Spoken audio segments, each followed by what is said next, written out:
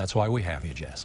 Statistics show that food insecurity is something that affects 1 in every 7 Indiana residents, and thousands of people are impacted right here in the Valley.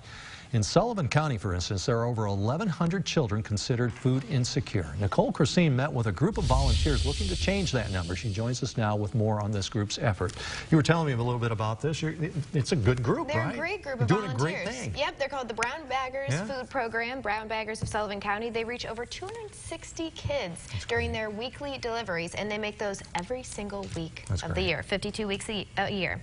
The deliveries have made a noticeable difference, but according to program volunteers, the efforts won't be over until food insecurity no longer exists for kids in the county. Kay Brewer's mission to feed the food insecure started with a personal connection. My husband and I adopted a little girl from Idaho, and she told us that her mom didn't feed her. When she told us that, it was one of these, you know, if she's out there, how many other kids are out there? So began the Brown Baggers Food Program, which aims to help food insecure children in Sullivan County. A group of volunteers meets every week of the year to bag food items for children, dropping them off on Thursdays to schools during the school year and to homes in the summertime. When it comes to the content of the bags, Brewer says health is an important factor. We try to make them as healthy as we can for the amount of money that we have to work with, but they get a breakfast, lunch, and dinner, a fruit, a drink, and a snack for each day of the weekend. Brewer says the need is evident in delivery trips to recipients. We had a family that the 2 little boys, it was actually during the summer, I was home delivering. They came out and was like, "We've waited for you all day." And I was a day early. And because we were going out of town, and it dawned on me they were trying to stretch their food out all week.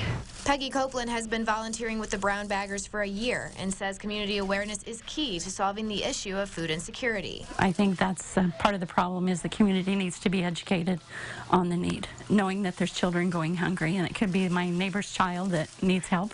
Brewer says educational leaders at involved schools have noticed a difference in the participating students. The principals have said that their attitudes have improved, detentions are less because they're not concentrating on the fact that they're hungry. Instead, they're focused more on academics and their future, which Brewer says is the goal of the program. Somebody does care, somebody does love them enough to want to help them, and hopefully that will help them later in life succeed.